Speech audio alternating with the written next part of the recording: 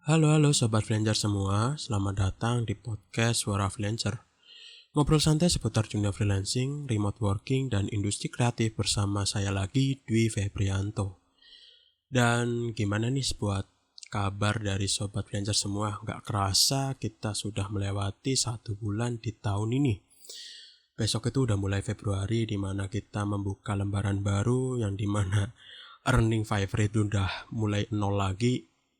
Ya pokoknya di bulan depan, di bulan Februari ini semoga teman-teman semua yang mendengarkan ini diberi kelancaran rezeki, diberi kesehatan yang stamina diberi kesehatan yang selalu sehat gitu, dan pokoknya yang mantap-mantap lah buat sobat Freelancer semua.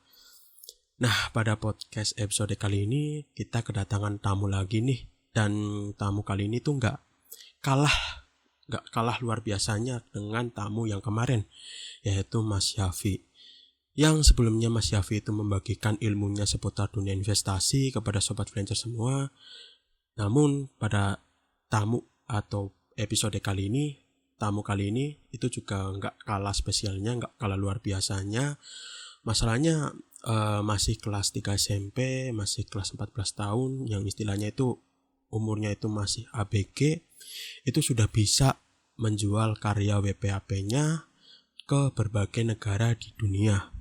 Bahkan bisa dibilang Mas satu ini sudah punya klien tetap. Wah, ngeri banget sungguh gitu. Dan kayaknya umur-umur segitu tuh mungkin kalau aku lihat dari sekitar itu masih sibuk main game, mungkin masih main warnet, main PS, atau ya pacaran gitu kan, atau masih sibuk ngurusi masalah percintaan tadi, atau ya paling mentok-mentok itu ya kalau dia tahu dunia internet ya paling jualan gitu ya. Tapi kalau Mas Nabil ini sudah kepikiran gitu menjadi seorang freelancer, bahkan bisa dibilang itu tadi punya klien tetap gitu. Mungkin bagi sebagian orang itu dengan umurnya segitu itu rasanya mustahil, tapi berbeda sama Mas Nabil. Nah, pada kesempatan kali ini Mas Nabil akan membagikan pengalamannya bagaimana di umur yang masih dibilang itu masih ABG gitu kan, masih 14 tahun, namun sudah berani dan sudah berhasil dan mampu menjadi seorang freelancer. Ya, bisa dibilang Mas Nabil juga selain membagikan pengalamannya juga akan membagikan perspektif dia kepada sobat freelancer semua, ya mungkin bisa dijadikan pelajaran untuk kedepannya, ya bisa dijadikan pengalaman yang nanti bisa bermanfaat buat sobat freelancer semua. Terutama sih buat mungkin teman-teman di sini, sobat freelancer di sini yang masih duduk di bangku sekolah, entah itu masih SMA ataupun SMK, mungkin ada juga yang mendengarkan masih SMP kayak Mas Nabil ini, ya mungkin cita-citanya setelah lulus sekolah ataupun sambil sekolah ini menjadi seorang freelancer, ataupun ya tadi Mas Yafi lagi. Mas Nabil ini juga seorang ilustrator, jadi mungkin buat teman-teman yang ingin menjadi seorang freelancer ataupun menjadi seorang ilustrator, ya semoga dengan adanya podcast episode kali ini, semoga dengan adanya pembicaraan ini, kamu semua itu semakin yakin untuk menjadi seorang freelancer ketika masih duduk di bangku sekolah. Nah, sebelum kita berdiskusi, seperti biasa kita perlu kenal lebih dalam kan siapa Mas Nabil ini. Tapi sebelum kenalan, aku juga mau informasikan bahwa podcast ini di tag atau direkord secara online. Mungkin kalau ada momen-momen gitu yang gak jelas suaranya, atau ada kesalahan kata atau apapun itu, mohon maklum ya teman-teman, karena ini juga jujur podcast kedua yang duet. Jadi ya aku juga merasa kemarin masih banyak kekurangan, dan mungkin kali ini juga ada kekurangan, jadi mohon maklum dan mohon maaf ya teman-teman. Doakan saja semoga podcast ini semakin baik ke depannya. Oke, kita lanjut. Jadi sebelum kita berdiskusi, sebelum kita melanjutkan topik, seperti biasa kita perlu kenal lebih dalam atau lebih intens siapa Mas Nabil ini. Walaupun tadi sebelumnya aku sedikit kenalkan, tapi kan mungkin ada yang pengen kenal secara personal gitu, secara dalam gitu, secara intens. Jadi mungkin dari Mas Nabil bisa memperkenalkan dari nama, domisili, profesinya mungkin, atau niche-nya di dunia freelance-nya itu mungkin ilustrator, mungkin desainer untuk apapun. Dan Mas Nabil ini juga bisa membagikan Instagramnya, username Instagramnya. Ya siapa tahu kan ada cewek-cewek gitu yang cantik-cantik mau follow Mas Nabil. Maksudnya mungkin ya ada gitu yang mau follow Mas Nabil untuk mungkin ditanyain atau menjadikan role model atau pengen tahu karyanya bagaimana dan lain sebagainya. Pokoknya ya tadi Mas Nabil bisa memperkenalkan dari nama, domisili, profesi freelancernya dan Instagramnya. Oke, silakan Mas Nabil. Oke, perkenalkan nama saya Muhammad Nabil Pasya Raditya. Domisili saya itu di Ciamis, lebih tepatnya di Desa Lakbok. Profesi saya itu sebagai WPA ilustrator dan juga freelance di Fiverr dan juga situs POD di Displayed. Mungkin kalau yang pengen tahu apa sih yang aku jual di Fiverr itu, aku tuh jual jasa ilustrasi wajah manusia itu dibikin jadi WPAP dan juga hewan. Oke, tadi selain manusia juga ada hewan ya tadi Ya, ya. betul Mas. Dan buat buat teman-teman yang pengen lihat karyaku mungkin bisa cek di Instagram aku di @nabilflick_. Nah di situ aku suka upload hasil orderannya di Instagram.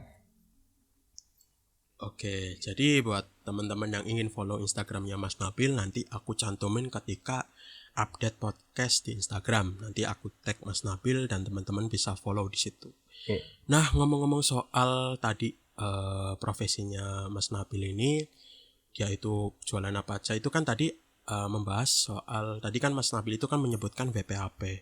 Nah, mungkin bagi sobat freelancer di sini ada yang nggak tahu WPAP itu apa, mungkin bisa dijelaskan Mas Nabil. Oke, pengertian WPAP menurut aku sendiri itu adalah WPAP atau singkatan dari Wedas Pop Art Portrait.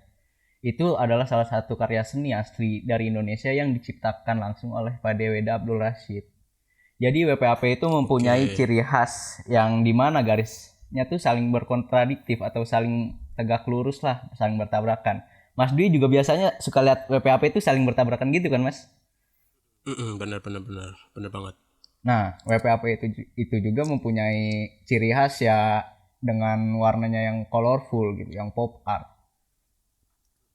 Nah, WPAP itu objek utamanya adalah wajah manusia. Jadi misalkan ada objek robot, bangunan, mobil atau hewan, itu tuh masuknya lebih ke anomali WPAP. Jadi misalkan perbedaan WPAP atau anomali WPAP itu apa? Nah, WPAP itu objeknya wajah manusia. Kalau anomali WPAP itu objeknya ya robot, bangunan, hewan dan lain-lain. Oke, pokoknya selain wajah manusia gitu Ya, ya, betul. anomali WPAP. Oke. Nah, mungkin aku juga agak sedikit bingung nih. Kenapa kan diantara style-style atau karya yang lain, Mas Nabil ini kenapa sih memilih WPAP untuk berkarya pertama kali atau berkarya sampai sekarang? Oke, gini aku sedikit ngelurusin ya. Jadi waktu aku awal belajar itu, yang pertama aku pelajari itu bukan WPAP tapi vektor portrait. Nah, jadi ini yang menarik. Karena waktu aku belajar vektor portrait tuh, aku tuh kayak ngerasa, waduh ini vektorku jelek banget gitu. Kayak nggak layak banget lah. Tapi pas aku pertama kali belajar WPAP itu kayak ngerasa keren gitu loh Mas, kayak wah anjir ini teh keren gitu. Karena kalau WPAP misalkan jelek pun kayak kelihatan abstrak, kayak kelihatan seni abstrak gitu. Jadi yang bikin aku terus-terusan berlanjut kayak wah kayak ngerasa keren aja gitu, kayak keren. Jadi makin semangat buat belajarnya tuh lebih tinggi daripada pas belajar vektor itu. Jadi akhirnya aku mutusin buat ngelanjutin belajar WPAP sampai sekarang. Oke, jadi pertama kali kenapa memilih WPAP karena ya nggak serak gitu ya sama hasil vektor wajahnya gitu ya. Iya betul. Vektor potretnya. Jadi memilih WPAP karena abstrak gitu. Iya karena ngerasa Jadi keren. Ya, jadi karena keabstrakan itu menurut Mas Nabil ini keren, jadi dia itu serius dengan WPAP. Nah kalau ngomong-ngomong soal jelek sih, aku dulu pertama kali juga belajar. Pertama kali aku berkarya istilahnya itu juga belajar vektor potret. Sama seperti Mas Nabil, aku juga merasa vektor faceku juga jelek, tapi mungkin karena aku saat itu belum mengenal VPAP, jadi ya aku terusin gitu kan sampai sekarang. Tapi pada momen-momen sekarang itu aku jujur udah lumayan bosan sih untuk meneruskan vektor face. Jadi kalau aku sendiri itu sekarang lagi fokus ke ilustrasi, tapi ya masih juga sih kadang mendapatkan orderan vektor face.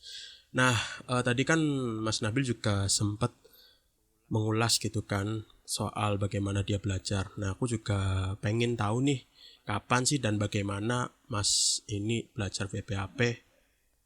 Oke, jadi ceritanya tuh waktu aku pas pertama lulus SD ya kelas 6 tuh kan Waduh, keren. biasanya itu kan Lulus dikasih itu SD. ya Mas ya, dikasih waktu buat libur gitu ya. Nah, Lama liburnya betul. itu. Jadi aku kayak nyari kegiatan ngapain ya gitu. Main game terus tuh pertamanya dimarahin gitu. Akhirnya kayak nyari kegiatan apa ya? Pertamanya tuh ya itu Mas kayak cobalah edit foto gitu. Yang pertama muncul tuh vektor. Nah, akhirnya belajar WPAP itu pas pertama kali mau masuk SMP lah. Nah, Waduh. itu pas awal-awal masuk SMP itu aku masih inget tuh 2018 bulan Juli. Wah, Itu oh iya, iya bener 2018. 2018 Anjir. aku masih inget banget itu kayak Oh nggak iya. bakal kulupain lah pas pertama kali belajar tuh. bener. Oke. Lalu untuk referensi belajar WPAP-nya itu di mana? Nah buat referensi belajar WPAP itu waktu itu aku berteman di Facebook ya sama Ilhan Deviska.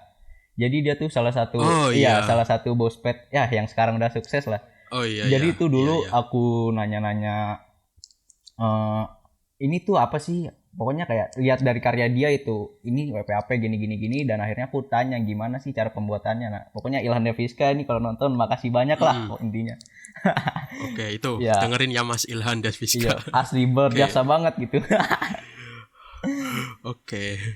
Mungkin aku juga suatu saat kedepannya juga pengen sih ngundang Mas Ilhan Daviska ini. Mungkin juga kalau dengar ceritanya Mas Nabil ini kelihatannya Mas Ilhan ini cukup friendly ya gitu ya. betul.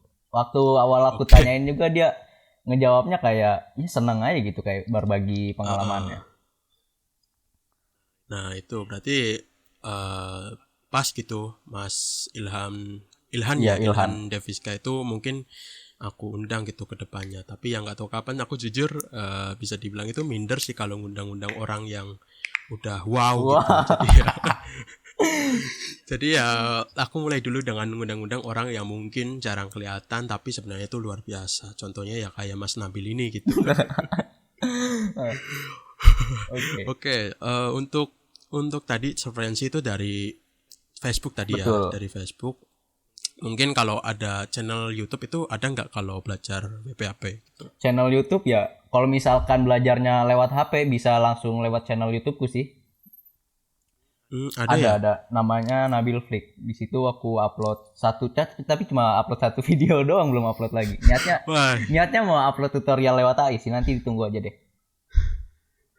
aku kira udah banyak tadi. Ada. Ternyata Iya. baru satu video Iya. tadi ya.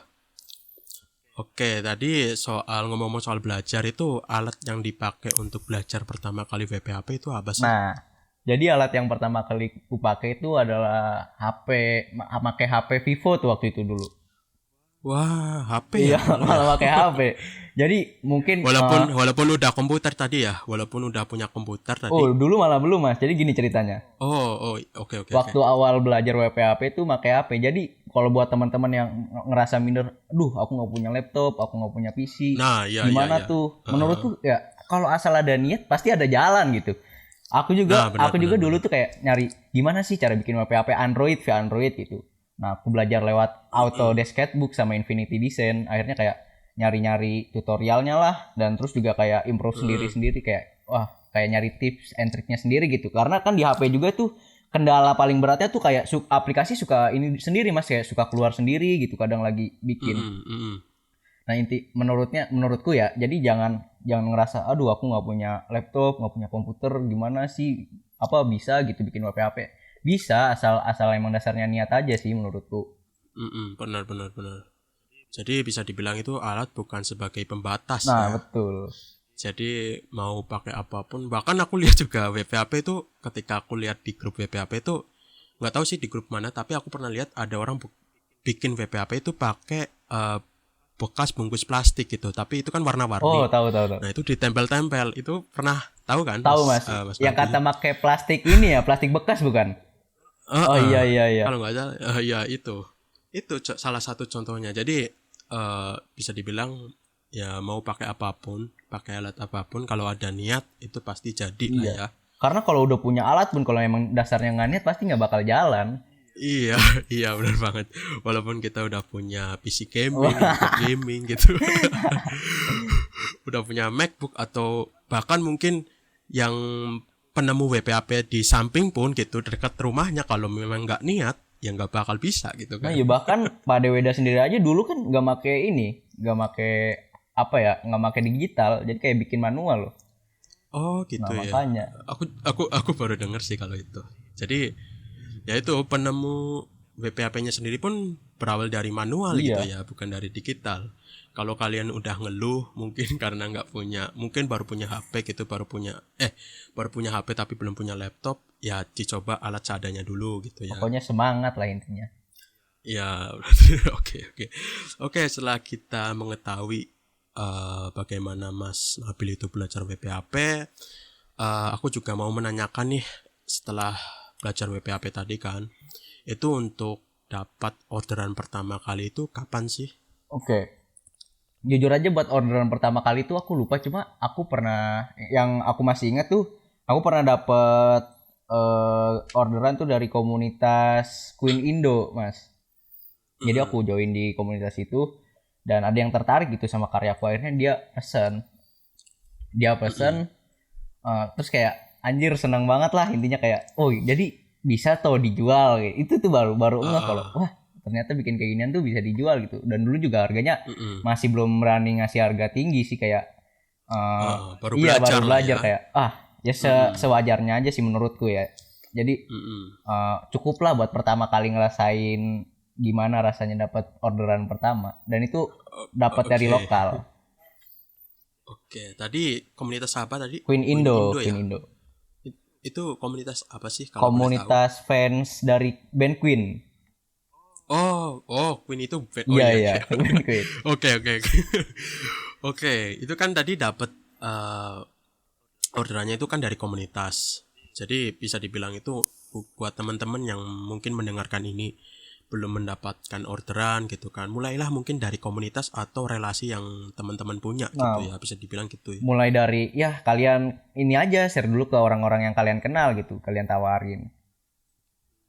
Ya tuh benar. Jadi kalau teman-teman mungkin dengerin sekarang itu mah baru istilahnya baru bukan launching ya, baru mulailah menjadi seorang freelancer ataupun yang menjual jasanya, mulailah dari lingkungan dulu lah. Kalau aku bisa dibilang itu ya tadi yang pertama bisa lewat teman-teman gitu kan, yang kedua mungkin lewat komunitas, yang ketiga mungkin bisa lewat sosial media ya kalau memang ada orang yang tertarik gitu. Betul. Nah, tadi kan kita udah tahu gitu kapan dan bagaimana Mas Nabil itu mendapatkan orderan pertama kali. Nah, boleh diceritain nggak soal awal mula menjadi seorang freelancer, awal mula kenapa tertarik menjadi seorang freelancer? Karena kan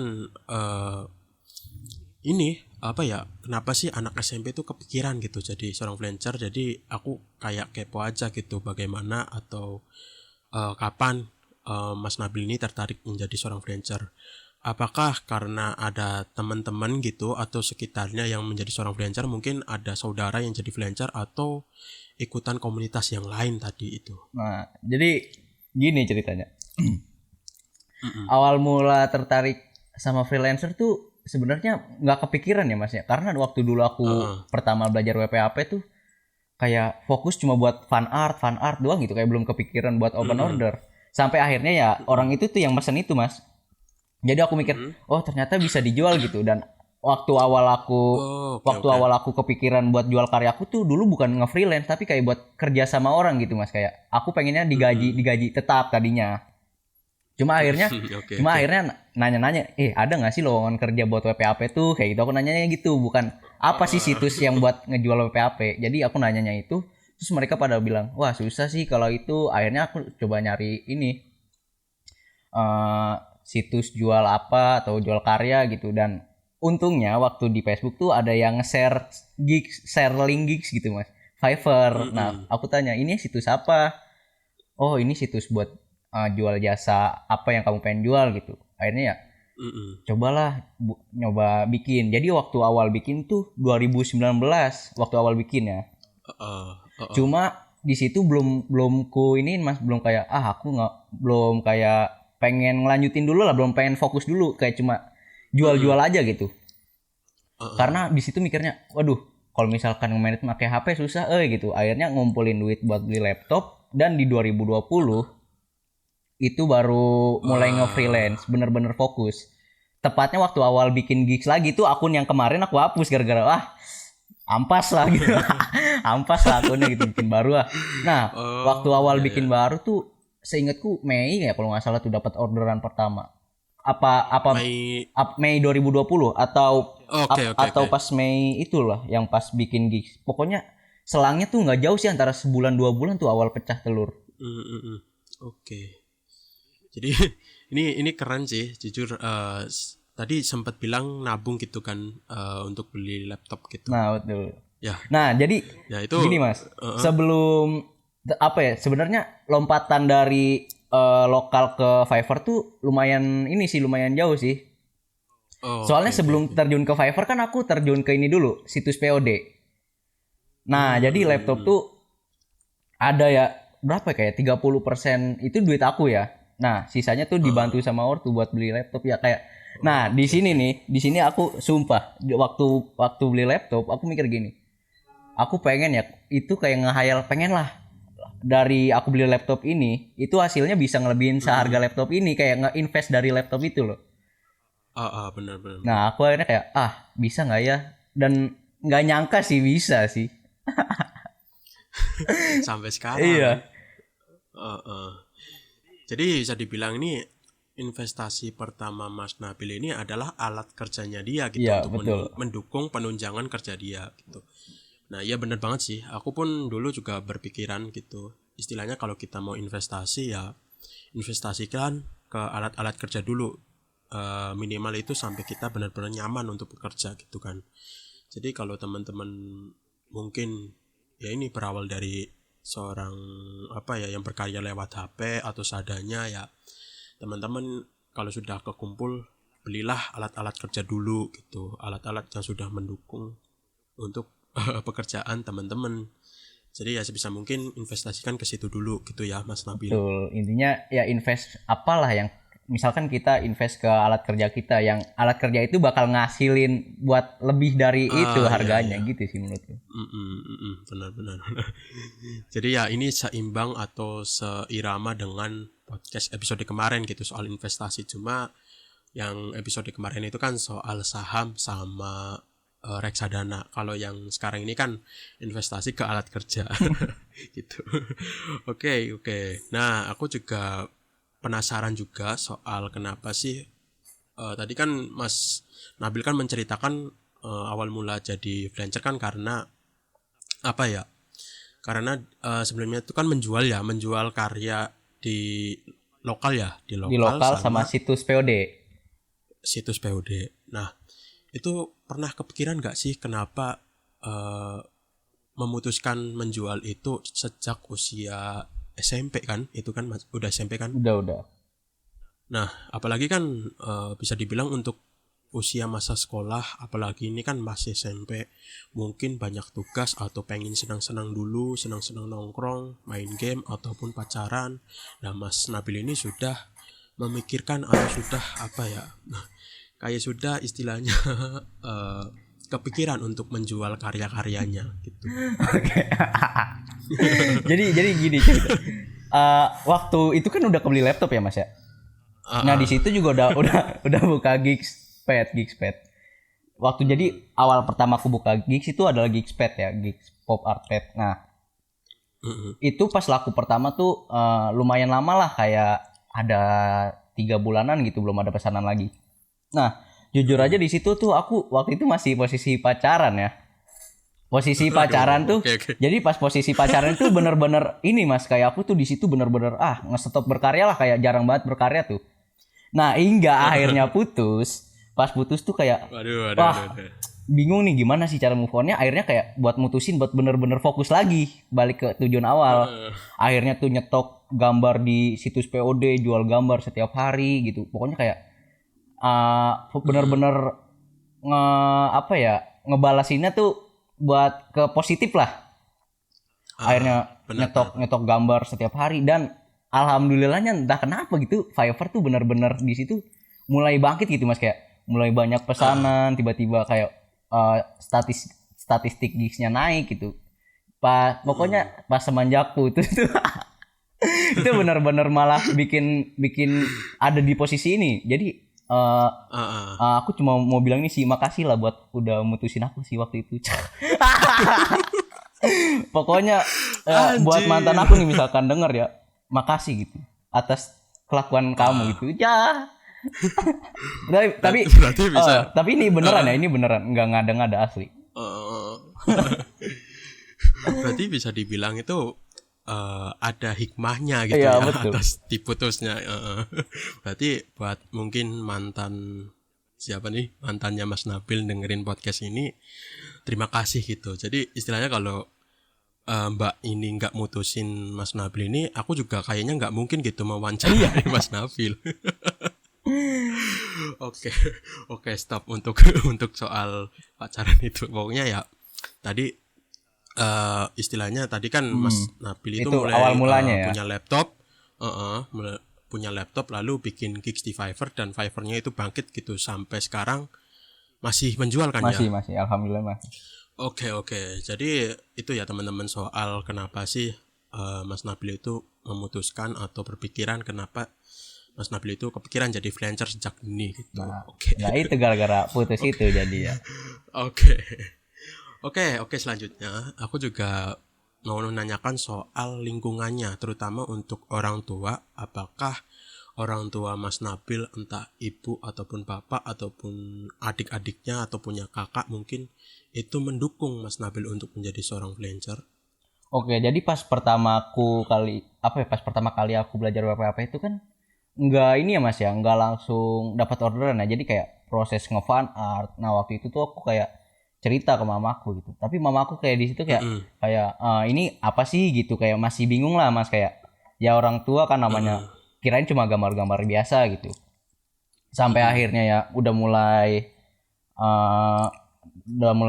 dapat banyak orderan lah, udah dapat hasil gitu. Nah, di situ orang tua udah mulai kayak wah ternyata anakku gini-gini loh. Jadi kayak ngedukung sih, walaupun waktu awal udah pas awal rame ya Mas ya. Ini kan bertabrakan sama sekolah kan. Itu rankingnya turun sih. Aduh. Dan mama aku ya nanya kenapa kok gini-gini rankingnya turun ya. Tiap harinya juga begini gitu. Terus akhirnya ya udahlah, tapi yang penting masih belajar sih untungnya. Dia bilang gitu. Kalau misalkan ditanya tuh ngedukung apa enggak, jawabannya ngedukung. Berarti bisa dibilang mendukung gitu ya. Apalagi kan aku dengar tadi kan sempat didukung untuk membeli laptop. Iya, kan? Betul. Berarti didukung mental juga atau didukung secara rohani juga, mungkin mendoakan juga, dan didukung secara materi juga. Wah, jarang sih jujur orang tua yang seperti itu. Aku pun bisa dibilang nggak begitu sih. Jadi ya bisa dibilang aku dengar cerita teman-teman yang lain, orang tua yang begitu jarang sih. Jadi ya bersyukurlah Mas Nabil ini mempunyai orang tua seperti itu. Oke. Ini kan tadi soal orang tua. Nah, aku juga kepo soal bagaimana reaksi orang lain di sekitarnya selain orang tua, mungkin seperti saudara ataupun tetangga ataupun teman sekolah ataupun guru gitu kan. Kalau aku sendiri kan teman-teman dan sekitarku itu kan udah tahu bahwa ini Mas Dwi itu freelancer. Mungkin kalau Mas Nabil ini dari sekitarnya itu tahu nggak sih kalau Mas Nabil itu freelancer? Oh, jadi gini.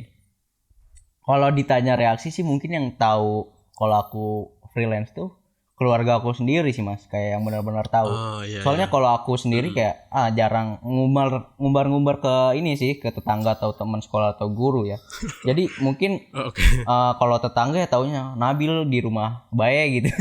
Di rumah terus lah gitu. Cuma gitu-gitu doang gitu, Pak. Paling ya kalau misalkan tetangga ya tahu, kalau misalkan orang tua yang ngasih tahu sih, kalau aku sendiri jarang. Oh, Nah, kalau teman berarti kayak gimana mm, lanjut dulu Mas. mm. Jadi orang tua. Jadi tetangga itu taunya Nabil nang rumah baik Iya, gitu di ya. rumah baik gitu. Di Di rumah rumah aja baik. gitu. Oke. Heeh. Nah, kalau Terus untuk teman kalau sekolah, teman teman sekolah, sekolah ada. kalau teman sekolah sih ini yang biasanya nongkrong sama aku ya paling ya. Ya tau lah kalau Mm-mm. aku di rumah kalau misalkan lagi nggak ikut nongkrong ya biasanya lagi ngegarap gitu. Kalau guru nggak ada sih. Kayak ya Oh, guru kan biasanya tertariknya sama ini. Kalau misalkan nilai kamu bagus gitu. oh iya iya iya iya. Tahu Iya lah, iya. tahu lah. Jadi jadi soal teman tadi istilahnya juga yang tahu itu cuma teman-teman dekat Iya, gitu ya. benar-benar. Jadi kalau teman-teman yang sekedar teman gitu berarti enggak ya. Ya Jadi paling ya bisa ceritanya ya ke teman satu tongkrongan itu. eh, oke oke oke. Dan juga aku juga tanya soal teman tadi itu semisal gitu kan. Nah, semisal Mas Nabil itu kan punya project gitu dan temannya ngajak nongkrong itu ditolak gitu ya tadi. Hmm. Ditolak dan reaksi temennya itu gimana? Marah atau dikira Mas Nabil sekarang mentang-mentang udah punya kerjaan gitu sombong gitu. Itu enggak Enggak. kayak gitu enggak? Kalau temanku enggak sih Mas, soalnya kayak udah tahu oh iya, biasanya kan kayak aku nggak bisa balik malam-malam gitu. Soalnya ada deadline atau gimana. Kalau misalkan aku lagi senggang gitu atau lagi nggak ada garapan ya, nanti gantian aku yang ngajak mereka buat nongkrong bareng gitu. Jadi ganti-gantian lah, enggak ini dia mulu gitu yang ngajak. Oke, berarti istilahnya saling Iya, ngertiin gitu saya ya. ngertiin. Oke, itu juga soal temen itu pernah nggak ada yang minta editing gratis atau PHP gratis itu ada nggak? Pernah nggak menemukan teman-teman seperti itu? Kalau kalau temen ya pasti ada sih. Kayak kalau dari temen dekat ya. Tapi menurutku karena ya wajar aja mungkin kan karena dia nggak tahu kalau misalkan bikinnya tuh lama atau gimana. Menurutku kalau Iya sih. menurutku ya selagi orang-orang dekat yang biasa ngobrol sama kita sih itu masih fine-fine aja kalau misalkan kita kasih gratis. Benar benar benar. Pokoknya benar. jangan teriak-teriak. Iya sih. Oh ini bayar gitu. Ditampol yang ada asli. Iya kan gimana ya? Ya mungkin kalau aku sendiri ya, kalau masih selama teman dekat yang biasa nongkrong sih fine-fine aja kalau misalkan buat ngasih. Jadi selama itu masih deket dan kenal Iya. gitu ya. Yang nggak kenal juga sih, kenal kalau nggak deket juga mungkin nggak ya. Intinya yang biasa ngobrol sama kita lah ya, yang Benar benar benar. Ya oke oke. Ya itu sih aku juga sama sih dulu juga kalau mungkin kasih gratis gitu kan ya ke orang-orang yang emang deket dan sering komunikasi. Kalau emang cuma kenal doang tiba-tiba minta gratis ya nggak mungkin Iya kan males ya Mas, kasih. siapa lu gitu. Dan juga soal reaksinya ya mungkin nggak gitu sih lebih ke ya bayar ya gitu. Enggak. Bercanda. Nah ya itu. Oke, soal ngomong-ngomong tadi kan Mas Nabil ini kan sudah menjelaskan bagaimana reaksi orang tua, saudara, tetangga, teman sekolah, bahkan gurunya.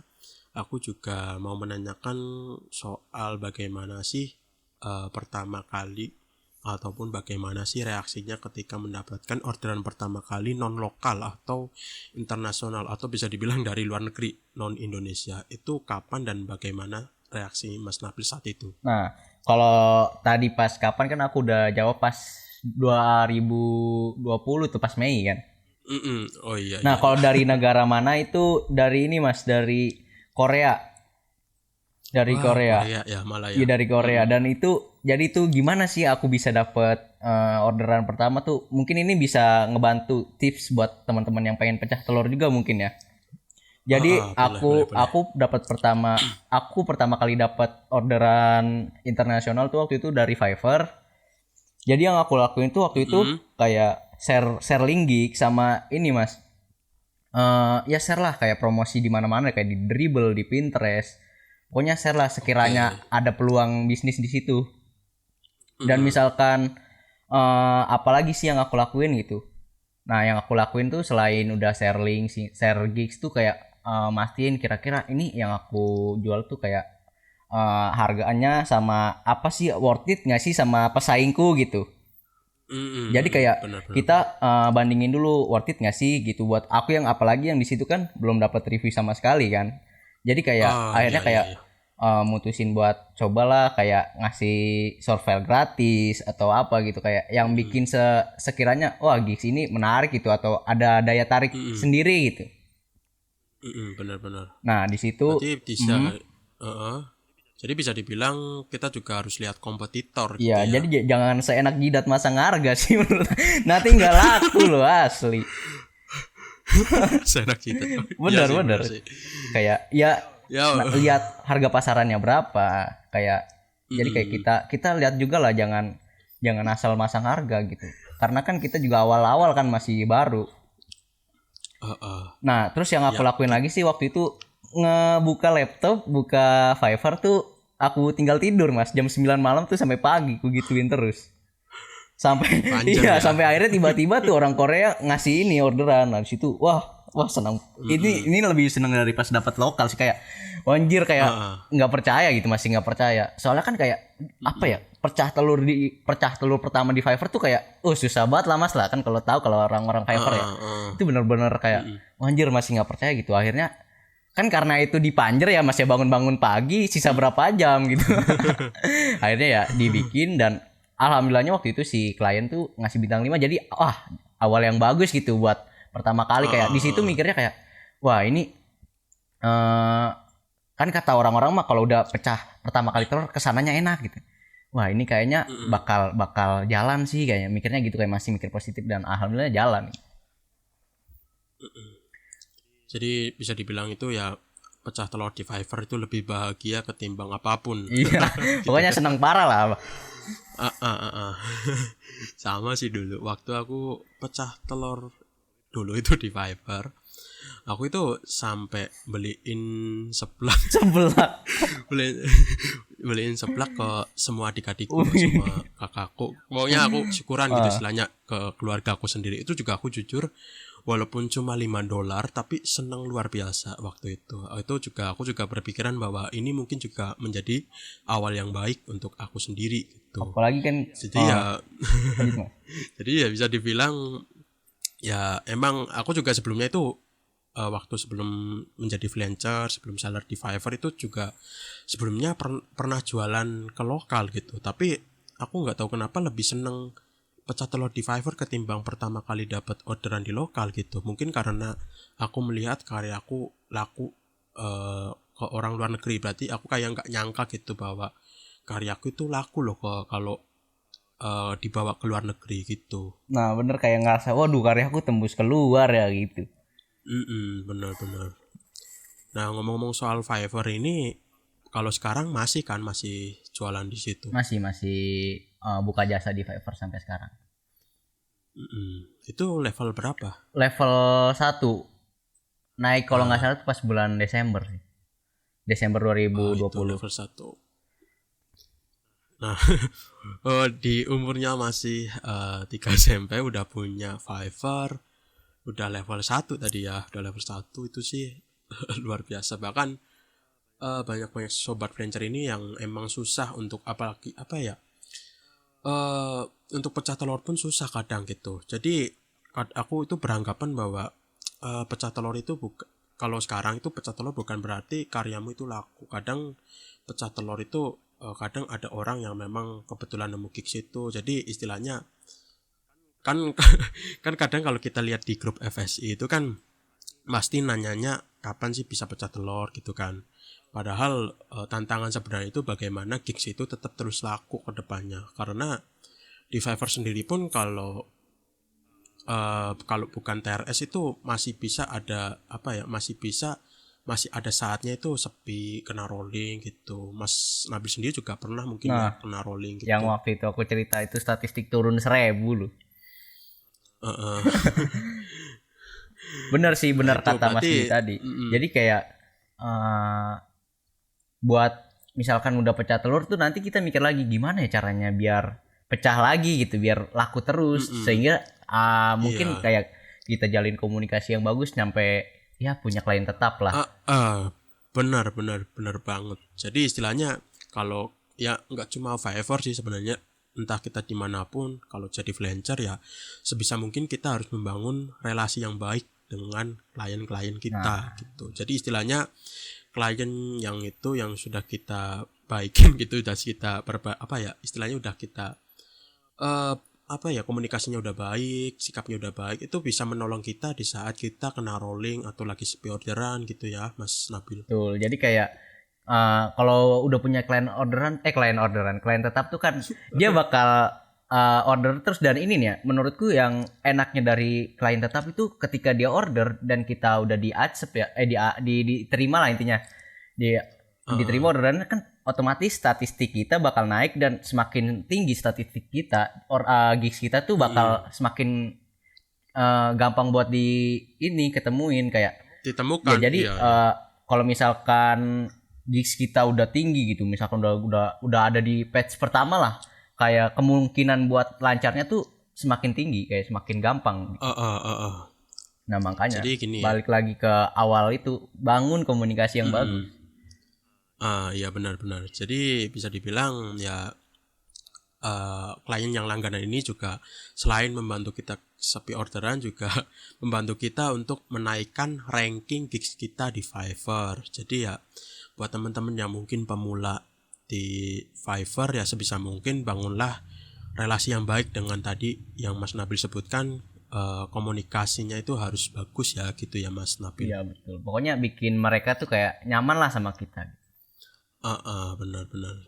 Dan juga untuk klien langganan ini sebenarnya juga enaknya itu kayak udah biasa gitu. Mungkin kalau klien baru kan kadang walaupun style kita begini, mungkin ada klien baru yang stylenya itu mungkin ini itu gitu kan. Ya kita juga nggak bisa memaksa style kita masuk walaupun sebenarnya itu gigs kita itu stylenya itu. Kalau klien langganan kan kayak udah biasa, udah tahu apa maksudnya, udah tahu apa keinginannya, jadi ya enak aja gitu. Bahkan kita itu kadang kayak nggak ragu ngasih masukan ke dia kalau mereka itu sudah langganan ke kita gitu. Betul kata Mas Di. Kalau Mas jadi ya, kalau kalau Mas Nabil itu gimana, apakah gitu juga? Nah menurutku ya benar kata Mas Di tadi, kalau misalkan klien udah langganan tuh paling cuma ini doang Mas, kayak halo apa kabar, nanti langsung ngasih ke orderan gitu, kayak cuma udah gitu doang, kayak udah biasa tinggal ngeplan order doang gitu Mas. Kalau paling di awal-awal kayak kita chatan gitu, kayak komunikasi. Nanti kalau misalkan mereka mau order gitu, biasanya langsung ngeplan order soalnya udah kebiasaan kan Mas, kayak udah tau lah gini. Benar banget. Nah itu enaknya punya repeat buyer gitu. Jadi nggak perlu basa-basi lagi gitulah. Dan oke, mungkin cukup ya kalau pembahasan soal Fiverr. Nanti takut keterusan karena kalau bahas soal Fiverr kita itu sebenarnya itu sebelumnya itu panjang banget ya Mas. Iya. Bahkan bisa dibilang itu kalau kita diskusi, kalau sempet sama-sama punya waktu itu bisa sampai pagi. Bahkan berhari-hari ya, setiap hari Mas bahas Fiverr tuh. Iya, bisa dibilang itu aku sama Mas Nabil itu kayak setiap malam itu pasti buka Discord ngomong-ngomong gitu kan. Nah makanya mungkin sobat-sobat freelancer tuh bisa lah masuk ke Discord kita, jadi kayak kita bisa saling sharing bareng gitu. Jangan diam-diaman. Jadi kayak kita sharing, kalau ada pertanyaan atau saya ada pertanyaan kan bisa jawab bareng-bareng. Benar banget. Ya oke, cukup itu ya kalau Fiverr. Nah aku juga tanya nih soal mungkin selain Fiverr, mungkin Mas Nabil ini jualan di mana? Mungkin ada market lain, dan tadi kan juga disebutkan POD juga. Nah selain POD dan Fiverr itu sendiri, Mas Nabil ada market lain nggak sih untuk digeluti, atau mungkin ada rencana terjun ke market lain nggak sih? Oke, jadi sebelum aku terjun ke Fiverr itu sendiri kan aku main di situs POD ya. Nama situsnya tuh Displet. Nah, sistem POD itu jadi POD di mana kalau Fiverr kan kita ngejual jasa. Jadi kalau Fiverr tuh gini, kita buka jasa bikin hewan jadi karya seni berwarna-warni. Iya. Nah, kalau misalkan POD atau Display tuh kita nyediain foto berwarna-warni dan kita jual, kita baru dapat komisi. Nah, kalau misalkan Jadi- Fiverr kan kita harus dapat orderan dulu kan Mas kalau pengen dapat komisi. Nah, kalau POD itu kita cukup jual karya kita, nanti misalkan ada yang beli, kita tuh nggak perlu bikin lagi karena dia udah dapat filenya. Oke. Dia udah dapat filenya dan kita dapat komisinya. Oke, jadi bisa dibilang ini gini mungkin ya, untuk Fiverr itu namanya service base. Jadi kalau kita mau dapat duit ya kita harus mengerjakan project yang dikasih klien gitu ya. Betul.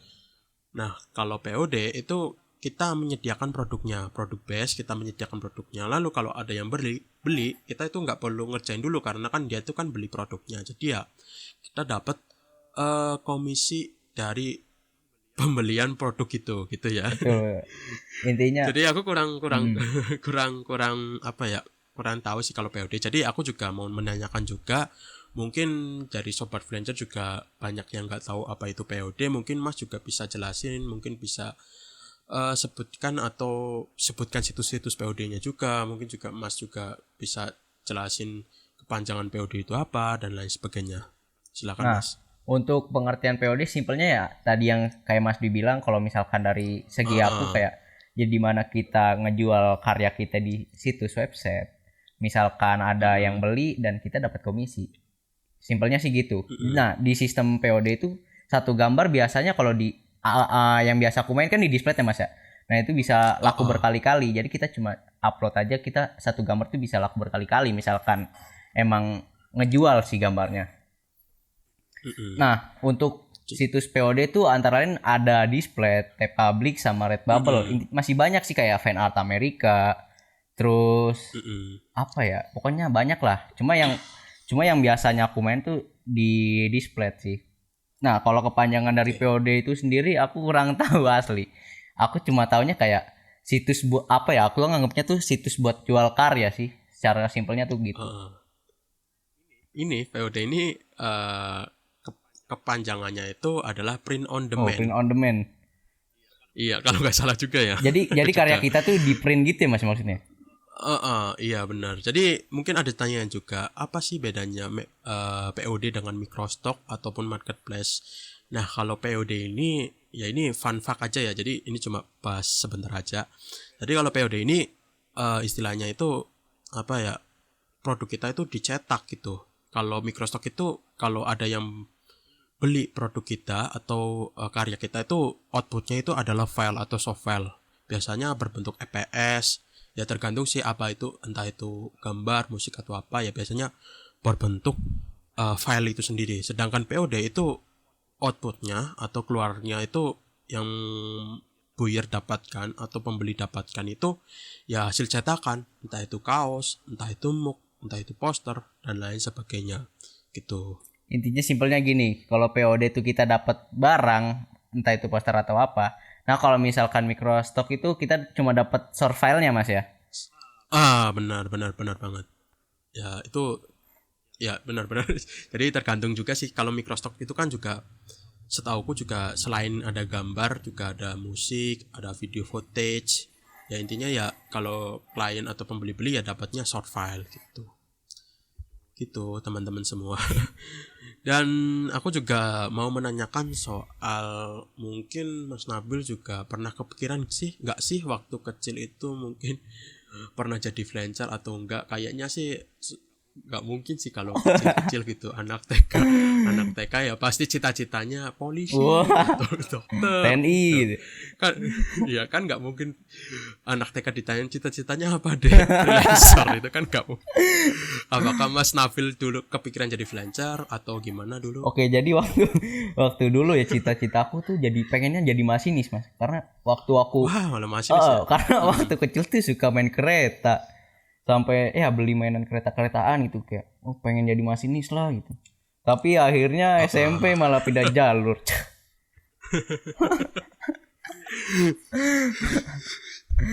Itu sekarang itu pernah naik kereta nggak sih? Kan dulu pernah beliin mainan kereta. Kalau sekarang itu sampai sekarang itu pernah naik kereta nggak? Pernah. Terakhir naik kereta tuh waktu bulan Desember kemarin. Nah itu tetap Oke, kayak oke. tetap kayak pas naik kereta ya kayak anak kecil aja gitu, tetap suka aja sama kereta gitu mas. Jadi Mas Nabil ini dulunya itu nggak berpikiran jadi freelancer ya. Iya. Jadi istilahnya tuh sejak SMP malah melenceng gitu ya. Jadi jadi kecilnya itu dia itu cita-citanya itu jadi masinis teman-teman. Jadi ya istilahnya freelancer ini ya saat-saat ini aja ya kepikirannya Iya ya. benar. Heeh. Oke, aku juga menanyakan kalau ini kan Mas Nabil kan sudah menikmati, sudah tahu hasil dari freelancer. Mungkin eh, Mas Nabil ini sudah membelikan sesuatu atau menghasilkan sesuatu dari freelancer. Nah, soal cita-citanya ini pernah kepikiran nggak sih jadi masinis lagi? Kalau buat jadi masinis lagi enggak sih mas, mungkin alasannya tuh kenapa nggak mau jadi masinis lagi karena ya udah enak aja gitu jadi freelance. Cuman ya jujur aja Heeh. paling nanti kayak nggak mungkin kayak nge-freelance terus sih. Paling ya nanti ya planning lah, rencana kemana gitu paling. Nggak, pokoknya pengen beralih profesi lah, nggak mau jadi freelance lagi gitu. Ah ya benar-benar. Mungkin pengen bangun Iya bisnis gitu benar kali ya. benar. Pokoknya ya freelance tuh jujur aja cuma buat batu loncatan aja. Benar-benar. Ya bisa dibilang sama sih kayak aku. Jadi aku tuh yang nggak mungkin sih jadi freelancer terus, makanya aku itu kayak belajar hal-hal yang lain. Jadi jangan terlalu nyaman dengan apa yang kita dapatkan sekarang gitu istilahnya.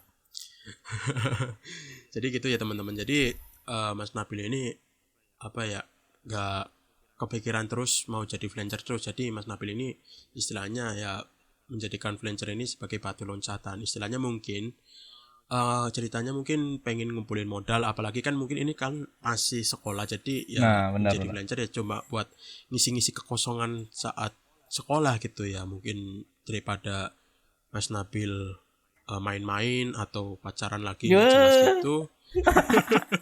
Nah itu freelancer itu ya jadi pengisi waktu kosongnya Mas Nabil.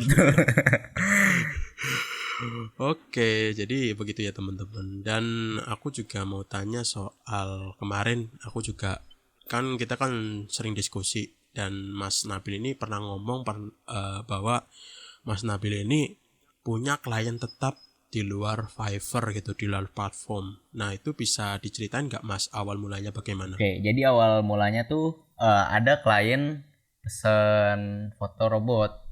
Kayak, nih aku pengen jadiin foto ini jadi warna-warni gitu. Kamu bisa nggak?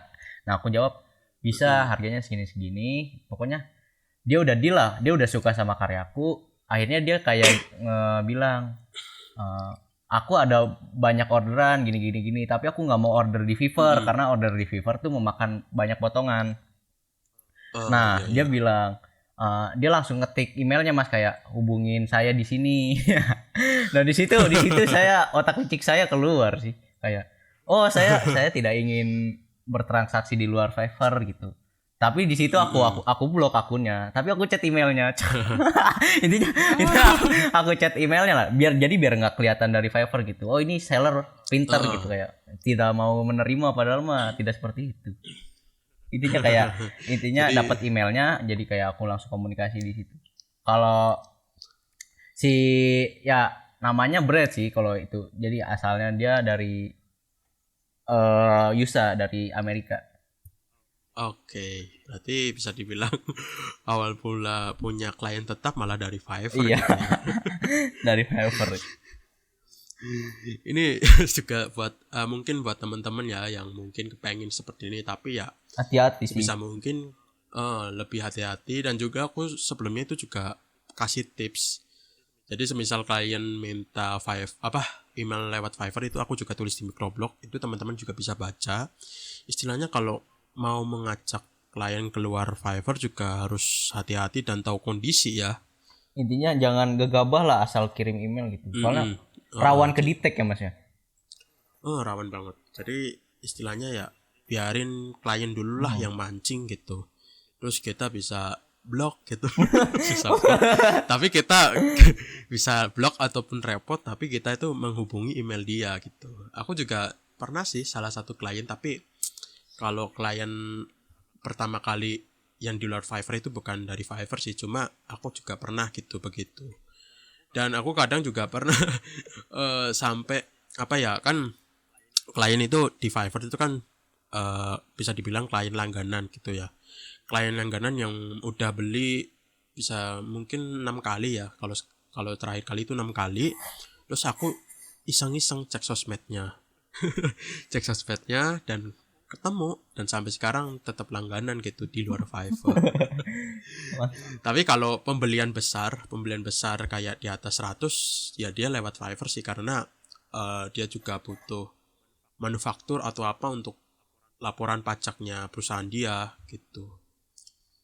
Ya bisa dibilang hati-hatilah dan tahu kondisi teman-teman kalau kalau ingin mengajak klien di luar Fiverr. Nah, ini ada sedikit tambahan dari aku ya Mas ya. Mungkin kalian juga bisa ngelihat dulu kayak ini si klien beneran mau bayar atau enggak, soalnya takut rawan nggak dibayar ya Mas ya. Scam. Iya, Scam. jadi takutnya kamu udah bikin gitu. Pokoknya seenggaknya kayak ada minimal order lah, kayak berapa kali order gitu kalau mungkin ya Mas ya. Iya, aku juga pernah garis bawah itu sih. Aku juga pernah kasih saran ke teman-teman aku yang tanya. Itu kalau memang ada klien yang pengen mengajak keluar Fiverr, itu sebisa mungkin kalau memang teman-teman ragu ya suruh order dulu ke Fiverr. Nah, seenggaknya order lah ya Mas ya. Suruh order dulu. Terus kalau udah 2 kali ataupun 3 kali barulah mungkin teman-teman kalau punya niatan keluar Fiverr bisa gitu. Masalahnya ya apalagi buat sobat-sobat freelancer yang pemula yang sebelumnya itu nggak pernah transaksi, itu rawan banget gitu. Masalahnya itu kadang buyer itu lebih pintar ketimbang kita gitu. Apalagi buyer-buyer yang PBSIN gitu. PBSIN itu terbarunya ini Pakistan, Bangladesh, Sri Lanka, India, Nigeria. Itu Nigeria tuh udah masuk buyer-buyer yang emang nakal. Sellernya pun ketika aku lihat cek di Fiverr itu banyak sellernya itu copy pekerjaan orang lain gitu. Jadi ya cukup hati-hati teman-teman, buat apalagi yang pemula ya jangan gegabah, jangan terlalu terburu-buru lah untuk mengajak klien untuk keluar Fiverr. Selain itu juga beresiko juga, apalagi kan ketemu klien yang cepu, alias kalau pekerjaan itu sebenarnya itu klien itu atau buyer itu sebenarnya itu sama-sama seller, tapi dia itu mancing teman-teman itu biar teman-teman itu keluar Fiverr gitu. Jadi kayak Itu pernah kejadian juga. jadi seakan-akan kayak itu ya Mas ya, kayak kita yang salah nanti di report sama dia gitu ya. Itu juga bahaya banget sih. Jadi ada buyer gitu mengajak keluar Fiverr dan teman-teman kepancing gitu kan. Teman-teman kepancing tapi dia itu cepu melaporkan ke Fiverr, itu juga bisa teman-teman nanti ke-banned gitu. Jadi ya apalagi yang buat pemula itu ya jangan coba-coba lah, istilahnya main aman dulu lah, sampai ya mungkin kalau udah tahu metaforanya, udah tahu sistemnya lah, baru mungkin bisa begitu. Itu ya teman-teman. Benar kata Mas Dwi tadi, kayak lihat kondisi ya Mas ya. Berarti gitulah istilahnya. Oke, aku juga penasaran juga, apalagi kan ini anak SMP yang baru 14 tahun, kelas 3 SMP, yang mungkin secara umur itu belum dewasa, belum kepikiran gitu kan, belum punya banyak pengalaman gitu kan, apalagi sampai nerima klien luar negeri. Itu di umur yang 14 tahun itu bagaimana sih cara berkomunikasi dengan klien-klien luar negeri? Oke.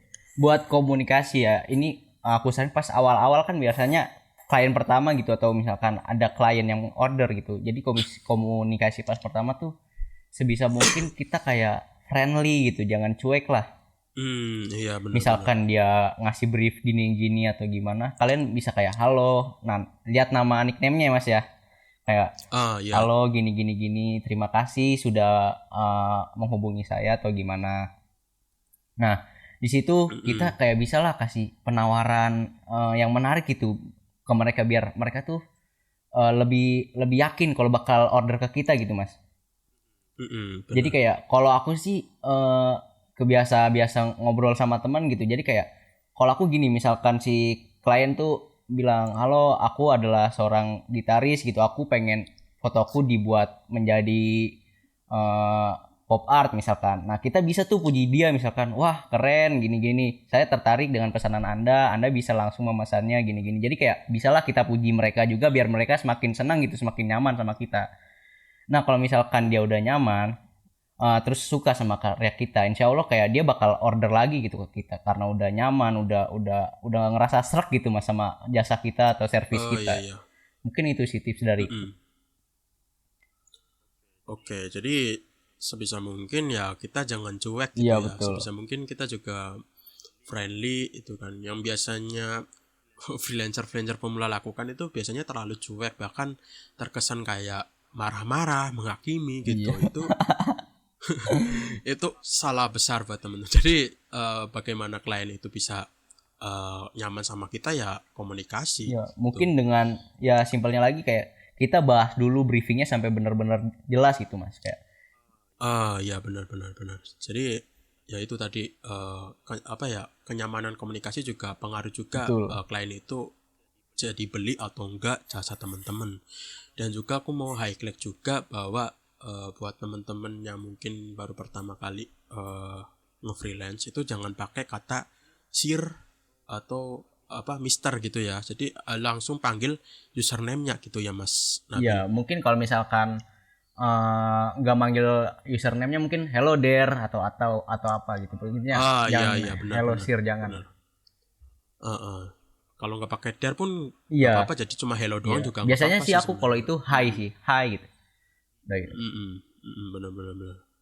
Dan juga kalau mungkin dari aku sih ya, kalau mungkin teman-teman pengen panggil sir ataupun mister itu mungkin klien-klien yang emang apa ya, bisa dibilang itu punya posisi penting gitu, kayak corporate atau kliennya itu besar gede itu mungkin bisa. Tapi ya jarang sih orang ya walaupun sudah punya posisi seperti itu apa ya suka dipanggil itu jarang sih. Lebih suka emang panggil username yang langsung sih, gitu sih kalau dari aku.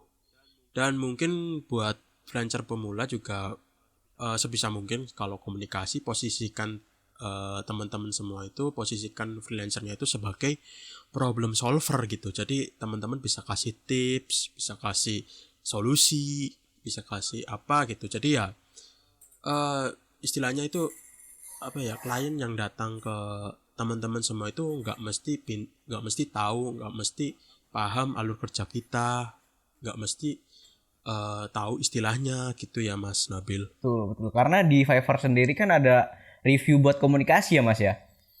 Iya benar. Di apa ya, kan ada tiga tiga bagian.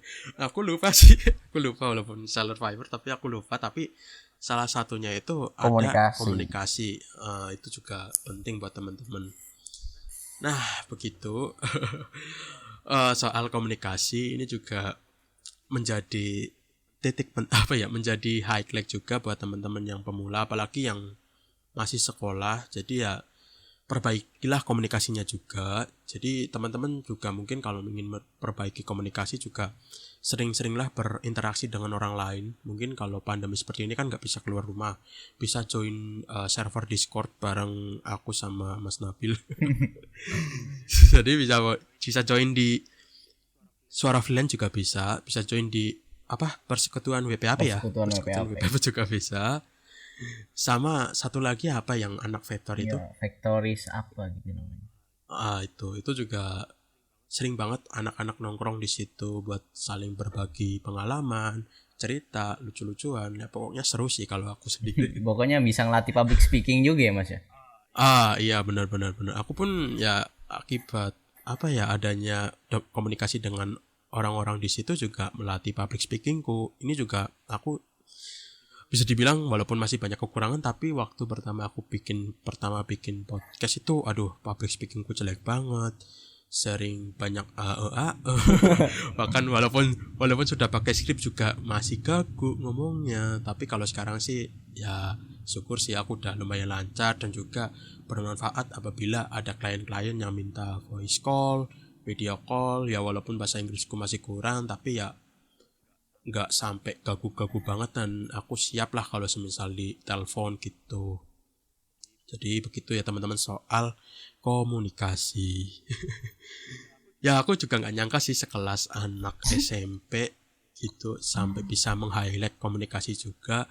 Kalau kita dengerin suaranya itu kan kita nggak nyangka gitu. Kalau suara seperti ini, suara suara udah gede gitu kan, itu masih umur 14 tahun. Aku pun sebelumnya juga nggak nyangka, awalnya aku nebak Mas Nabil ini udah umur 19-20 tahun. Jadi istilahnya itu udah kuliah mungkin semester 2 atau 3 gitu. Tapi ternyata ketika aku tanya Mas Nabil, dia itu masih sekolah, dan aku berpikiran lagi tuh udah SMA mungkin kelas 2 atau kelas 3. Terus ketika aku tanya kelas berapa, dia bilang kelas 3 SMP. Emang suaraku berat begini sih Mas. Wajar sih kalau orang-orang pada ngira kayak gitu. Jadi ya kayaknya nggak aku doang ya yang bilang udah tua, mungkin orang lain juga banyak Iya, ya. yang pas di komentar itu juga kan udah tertera lu 14 tahun masih nggak percaya lu. Astagfirullah. Iya. Nah iya, aku juga sebelumnya nggak percaya, tapi ya sering kita komunikasi ya percaya sih, lama-lama percaya, dan makanya aku juga tertarik mengajak Mas Nabil ini untuk podcast ya, karena di umurnya 3 SMP ini tapi luar biasa banget. Entah, selain dari freelance-nya, komunikasinya juga bagus, enak diajak ngomong, dan itu jarang orang yang bisa di umur 3 SMP gitu. Jadi ya begitu ya soal komunikasi. Aduh, kepanjangan. Nah, aku juga mau tanya nih, gimana sih cara menghadapi klien ataupun buyer versi Mas Nabil?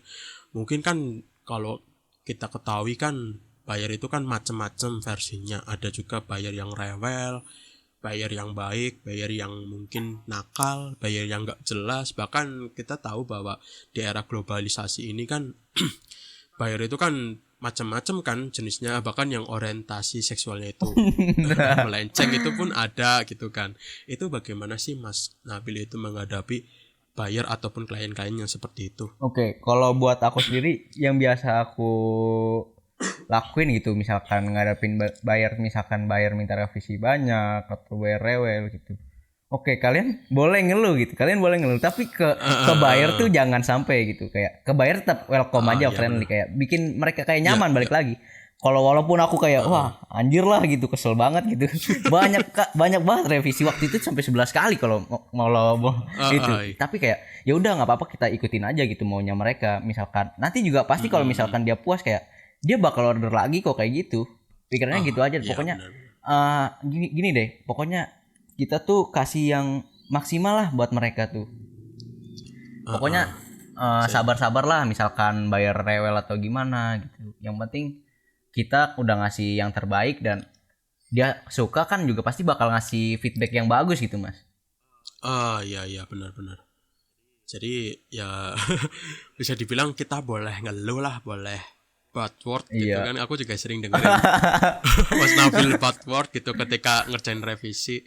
Tapi ya kita tetap profesional di hadapan mereka gitu. Nah ini yang perlu digarisbawahi juga buat sobat-sobat freelancer pemula, karena ya aku lihat banyak freelancer pemula yang mungkin terlalu lebay terlalu melebih-lebihkan, bahkan sampai di screenshot dan di share gitu kalau kesah mereka ketika ketemu klien yang begini begitu, dia itu share gitu. Kayak mereka itu viral dulu mungkin ya, mengutamakan viral ketimbang cuan kali ya. Padahal hal yang seperti itu ya nggak boleh sebenarnya, dan itu sudah apalagi kalau udah share nomor, apalagi foto-foto klien yang mau dikerjakan, itu udah masuknya ranah privasi sih. Jadi ya memang perlu di highlight soal menghadapi kliennya ini. Jadi ya kita tetap boleh kok ngeluh, kita tetap boleh bad word, tapi ya jangan sampai klien tahu lah, apalagi sampai ke publik. Istilahnya keluh kesah dan bad word itu yang kita yang bisa tahu ya cuma orang-orang kita, jangan sampai klien tahu gitu. Nah, aku tambah sedikit ya Mas ya. Karena gini loh, dimana kita udah berani buat open order, di situ kan kita idealis kita tuh diturunin, karena kita tuh tujuan utamanya kan muasin klien gitu, bikin klien puas. Jadi kayak kalau misalkan klien minta revisi atau apa ya, karena kita juga udah dibayar gitu kan Mas sama pesanan mereka. Jadi ya kita gue udah dibayar gitu ya, kali masa gini ya kan. Ya udah, jadi kayak kalau kamu udah berani buat open order ya kamu berani nerima konsekuensinya antara revisi banyak atau rewel atau gimana. Menurutku gitu sih. Sebenarnya ya gitu juga sih, benar. Sebenarnya juga kalau kita sudah posisinya sebagai seorang freelancer atau orang yang dibayar untuk melakukan pekerjaan apapun, sebenarnya dalam kondisi apapun kita juga harus profesional, walaupun klien itu belum take order sekalipun, belum pesan gitu. Apalagi kita sudah menjadi seorang freelancer di mana image kita juga dipertaruhkan gitu kan. Istilahnya kayak kasus Eiger kemarin kan, Betul, kesalahan betul. dari walaupun itu kesalahan dari karyawannya, tapi kan yang kena image kan Egernya ya mas ya. seluruh perusahaannya. Jadi ya gitulah. Contohnya freelancer pun sama gitu. Jadi sebisa mungkin dalam aspek apapun, terutama komunikasi juga harus bagus, karena selain kita mencari rezeki di situ, kita juga mempertaruhkan reputasi kita, gitulah istilahnya. Oke lah ya.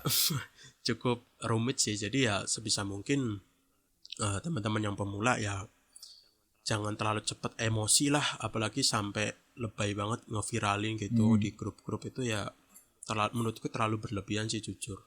Kecuali kalau kondisi memang buyer itu mungkin menipu atau mungkin mencuri karya orang lain, itulah baru diviralin. Tapi kalau istilahnya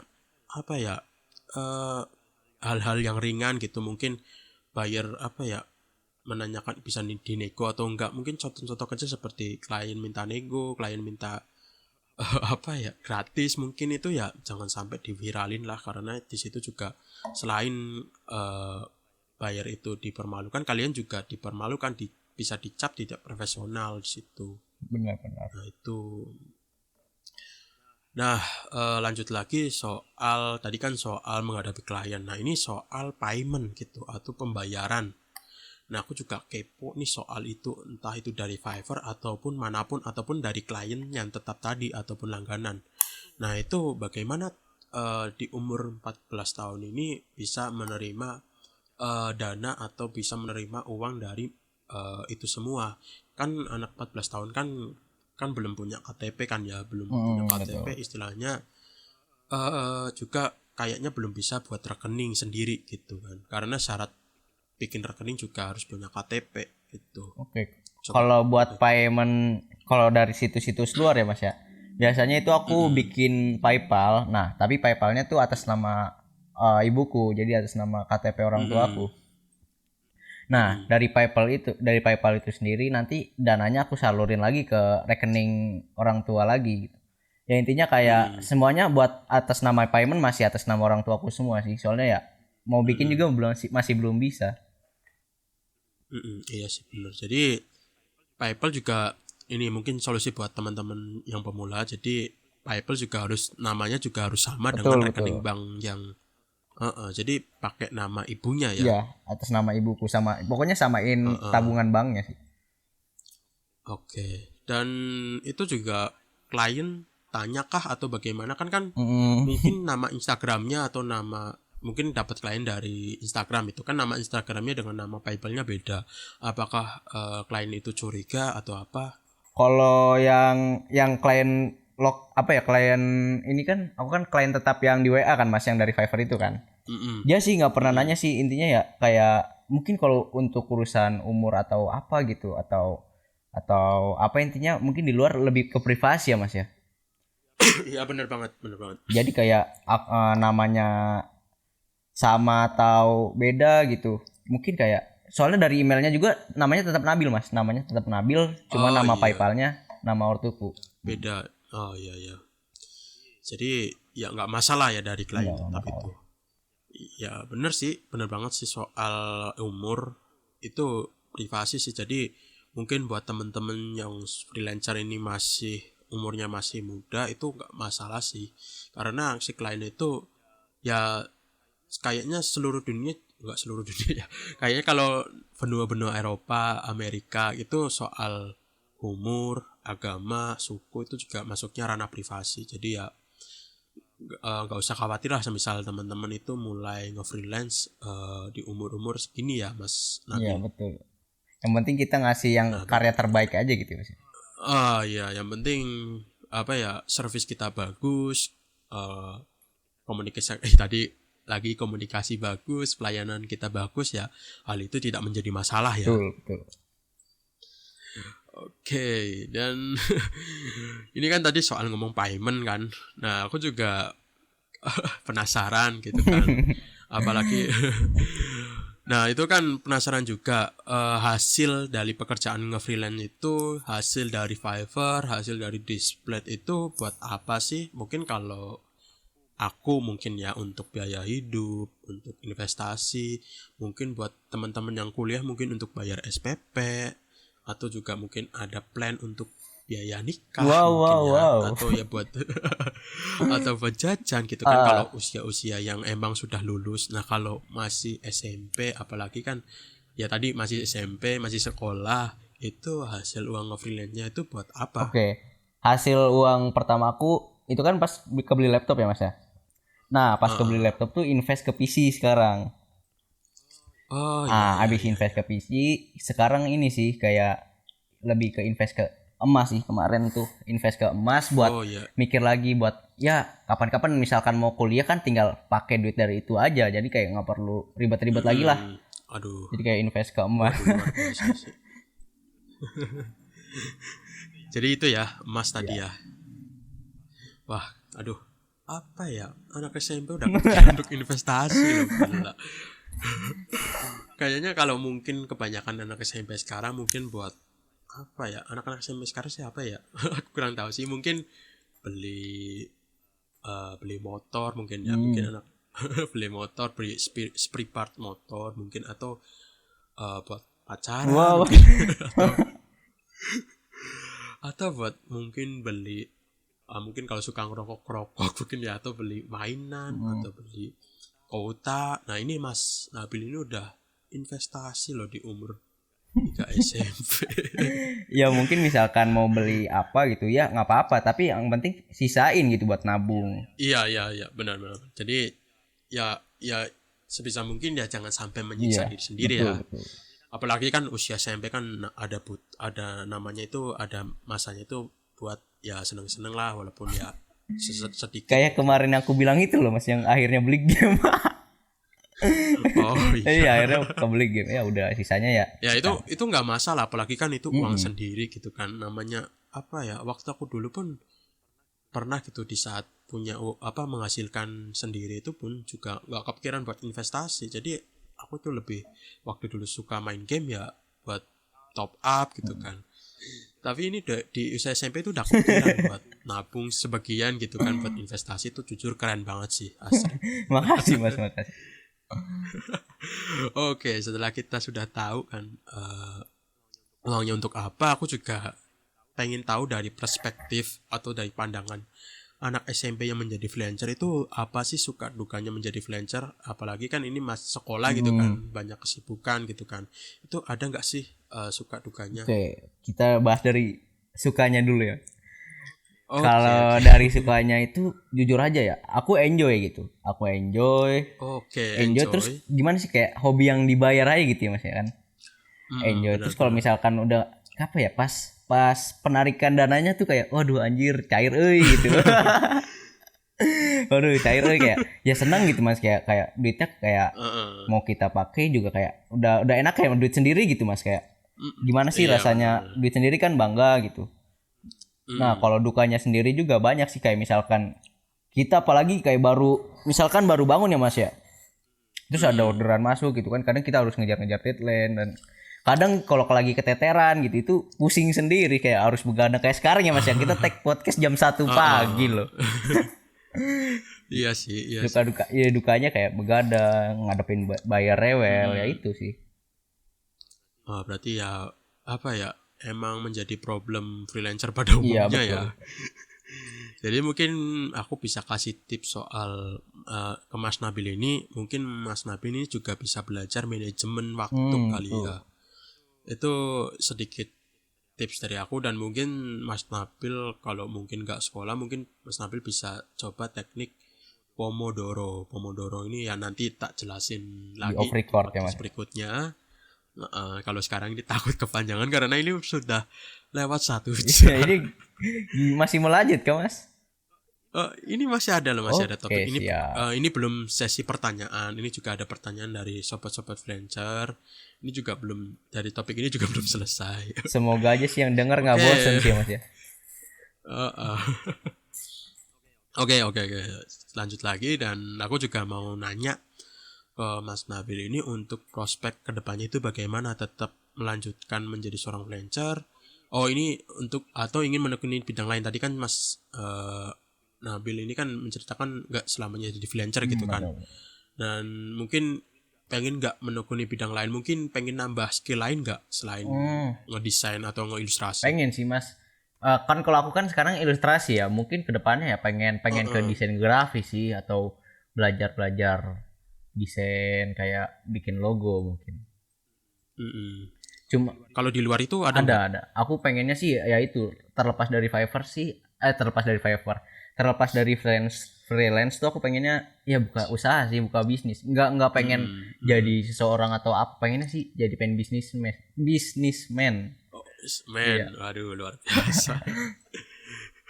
Oke, ngomong-ngomong soal kedepannya juga aku kepo juga tuh, penasaran lagi untuk mungkin kalau kuliah gitu kan, atau selepas SMA atau SMK itu pengen masuk jurusan apa sih? Kalau buat kuliah sih pengennya ambil DKV sih Mas, kayak aku pengen nge-explore kayak fotografi, desain sama seni lah, visual gitu, pengen nge-explore lagi sih.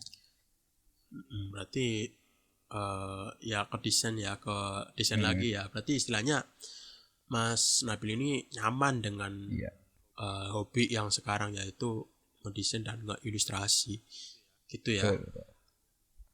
Oke, berarti ya ini sebenarnya udah selesai sih, tapi ini ada sesi pertanyaan yang baru aku mulai pada episode kali ini. Sebenarnya ya kebetulan banyak banget gitu yang masuk pertanyaan, dan aku juga mengucapkan terima kasih banyak buat sobat freelancer yang memberikan pertanyaan kepada Mas Nabil. Dan yang dari Instagram itu sebenarnya ada 8, lalu di WhatsApp itu kayaknya ada 10-an, aku lupa tepatnya, tapi 10 lebih lah. Dan pertanyaan itu banyak yang emang tadi sudah dibahas dan jawabannya sudah dibahas tadi. Tapi untuk sekarang aku mengumpulkan pertanyaan yang memang belum dibahas tadi. Jadi istilahnya pertanyaan yang unik dan pertanyaan yang memang di luar dugaan saya. Oke, langsung aja yang pertama. Ini pertanyaan pertama langsung Mas Nabil jawab ya. Oke, pertanyaan yang pertama yaitu pertanyaan dari Mas Faisal lewat WhatsApp. Nah, ini Mas Faisal bertanya, berapa lama sih proses mendapatkan klien pertama dari Fiverr maupun direct project? Proses dapet klien pertama tuh kalau dari lokal tuh selang waktunya tuh lumayan lama ya Mas ya. Bisa soalnya kan belajar nge-fan art tuh yang waktu WPHP belajar fan art only gitu, itu bisa 1 tahunan gitu. Nah, akhirnya kayak dapat orderan setelah waktu-waktu belajar itu. Kalau dari Fiverr itu ya sebulanan lah setelah aku bikin atau buka jasa dari Fiverr itu. Kalau tadi direct project ya karena dari Fiverr tadi ya istilahnya nyambungin aja ya. Oke, yang kedua itu pertanyaan dari Mas Alksarin lewat WhatsApp. Nah, Mas Alksarin ini bertanya, siapa sih inspirator atau sesosok figur yang menginspirasi Mas Nabil untuk menjadi seorang freelancer? Oke, jujur aja kalau inspirasi atau yang pure sosok yang benar-benar nginspirasiin aku tuh nggak ada Mas.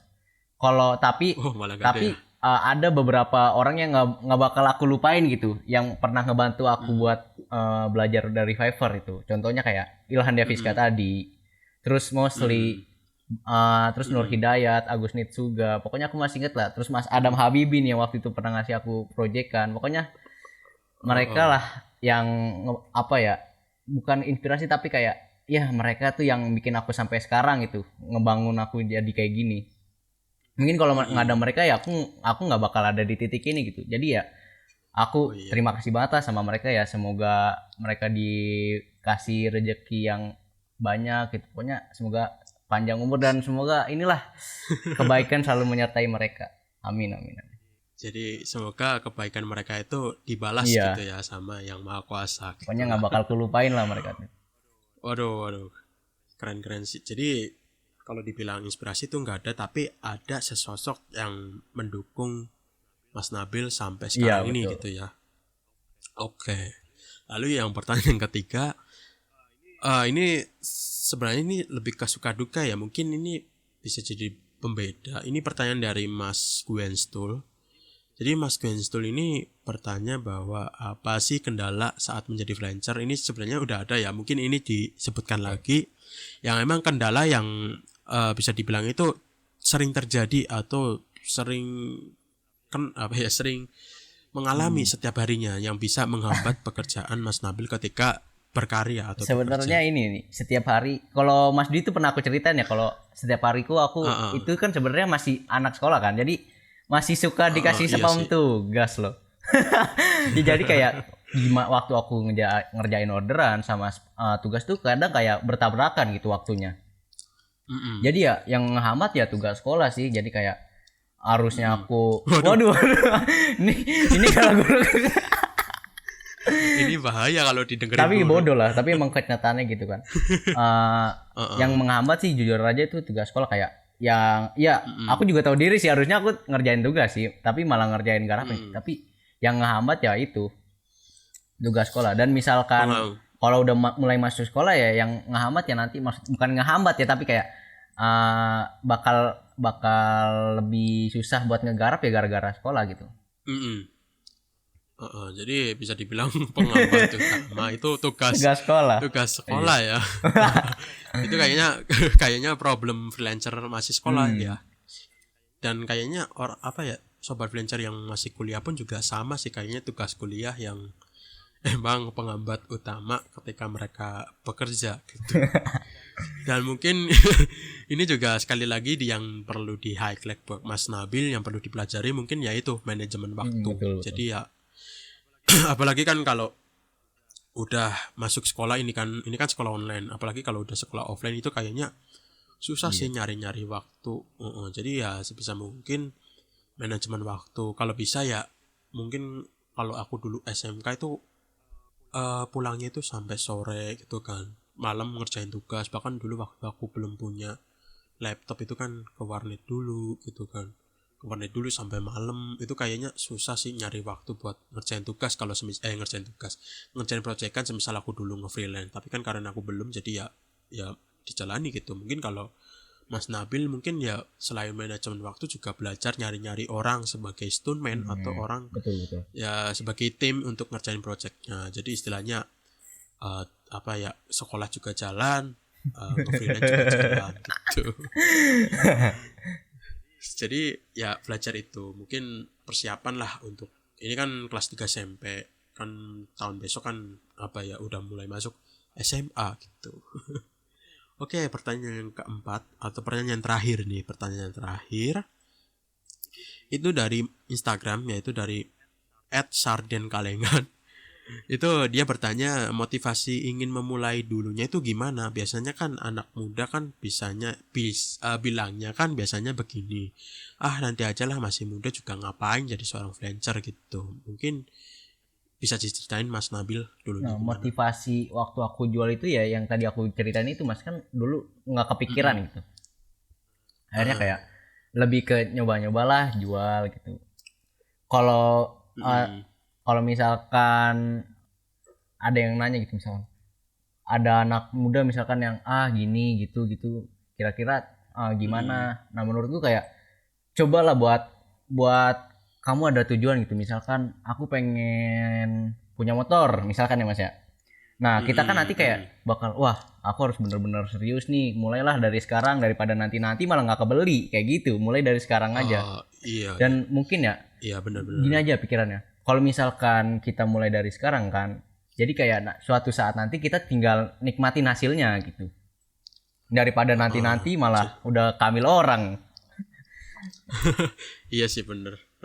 Jadi istilahnya ini Mas Nabil dulu ketika ingin terjun menjadi ya bukan terjun freelancer ya, waktu dulu kan menjual karyanya ke lokal dulu ya. Jadi pertama yang dilakukan Mas Nabil itu memikirkan goal kayak apa yang bisa didapatkan ketika menjual karyanya. Jadi istilahnya punya target Iya, gitu ya. yang itu Mas, makanya aku bilang waktu beli laptop kan ya, aduh aku pengen invest lah, gimana sih biar aku dapat uang lebih dari harga laptop itu. Jadi kayak aku harus punya goal. Bener sih, punya tujuan tuh biar semangat. Benar-benar. Jadi ya kalau aku ya mungkin goalnya pengen biar ada semangat kerjanya, atau biar terus bekerja itu kasih goal yang kalau aku sekarang sih beli rumah gitu kan. Jadi ketika kita males-malesan kerja atau nanti dulu lah gitulah istilahnya, kan biasanya kan orang kan suka menunda-nunda gitu kan. Jadi ya kita tinggal memikirkan kembali goalnya kita dulu gitu. Jadi ya istilahnya kalau kita pengen mulai atau biar nggak males, kita ya harus punya goal gitu ya. Mas Nabil. Oke, ini yang ini kan pertanyaan udah, pembahasan udah. Ini aku juga pengen nih, mungkin Mas itu ada pesan terakhir, bukan pesan terakhir. Pesan terakhir, besoknya meninggal.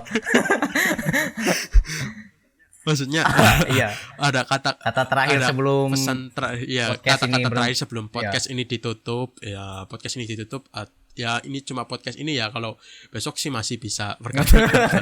Maksudnya maksudnya ada kesimpulan gitu buat pendengar Sobat Freelancer yang sedang mendengarkan podcast ini. Jadi mungkin Mas ada kata-kata ataupun pesan untuk Sobat Freelancer. Boleh, silakan Mas. Tambahan sedikit ya Mas dari aku ya. Jangan pernah lah ngebandingin proses suksesnya orang lain sama prosesnya diri kalian gitu. Karena setiap orang tuh punya waktu proses yang berbeda. Ada yang di umur muda udah sukses, ada juga yang udah berumur baru sukses gitu, udah cukup berumur baru sukses. Yang penting menurutku itu banyakin usaha dan doa gitu, sama fokus aja sama tujuan kalian. Kalian boleh iri ya sama mereka, tapi jadiin iri itu power buat bangkit menjadi lebih baik. Sekian, saya Nabil, terima kasih.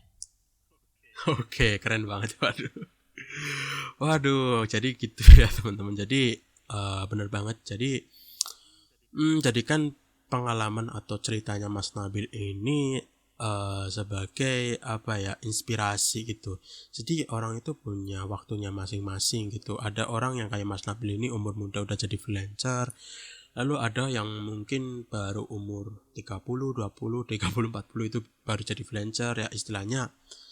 Kalau aku ya jadikan cerita kesuksesan orang lain itu sebatas jadi inspirasi, dan jangan jadikan itu sebagai patokan ketika kamu berproses. Jadi yang bisa kamu tiru itu hanya semangat mereka ketika berproses mencapai titik itu, dan jangan jadikan itu sebagai patokan karena masing-masing orang itu punya kondisi yang berbeda-beda, serta juga aku percaya orang itu punya waktunya masing-masing untuk mencapai titik keberhasilannya atau titik maksimalnya. Oke, jadi begitu ya Sobat Freelancer semua. Semoga episode kali ini itu dengan Mas Nabil bisa membawa manfaat kepada Sobat Freelancer semua yang mendengarkan. Jujur sih untuk episode kali ini panjang banget. Ini kalau nggak salah sih sampai 1,5 jam. Gila sih. Jarang-jarang aku bikin podcast selama ini. Nggak jarang sih. Kayaknya ini baru pertama kali. Dan aku senang sih sampai diskusinya ini sampai sepanjang ini. Istilahnya kan emang Mas Nabil ini di umur yang 14 tahun ini sudah bisa menjadi inspirasi gitu buat Sobat Freelancer. Di umur 14 tahun ini sudah bisa menjadi seorang freelancer, bahkan punya klien tetap, bahkan bisa dibilang itu public speakingnya bagus, relasi pertemanannya itu juga banyak, bisa dibilang itu temannya Mas Nabil itu banyak gitu. Jadi setiap join Discord itu pasti kenal dia gitu. Dan yang gak heran sih, banyak orang yang gak menyangka Mas Nabil ini masih SMP kelas 3. Termasuk saya dulu juga kayak gak percaya kalau dia itu masih umur 14 tahun, masih kelas 3 SMP. Oke, jika ingin bekerja sama ataupun kolaborasi, teman-teman juga bisa hubungi kami lewat email, yaitu suarafreelancer@gmail.com, ataupun DM ke Instagram kami yaitu @suarafreelancer. Dan tetap jaga kesehatan, patuhi protokol yang ada, dan ikuti 3M. memakai masker, menjaga jarak, dan mencuci tangan. Jika Sobat Freelancer ingin mendukung kami, silakan subscribe ataupun ikuti channel Suara Freelancer di Spotify dan aktifkan lonceng untuk mendapatkan notifikasi konten terbaru. Dan jangan lupa untuk follow Instagram kami yaitu @suarafreelancer. Teman-teman juga bisa mendukung kami dengan mentraktir kopi mulai dari 2.000 untuk menemani kami ketika membuat konten yang bermanfaat via Traktir ID yang bisa teman-teman klik linknya via deskripsi podcast ini.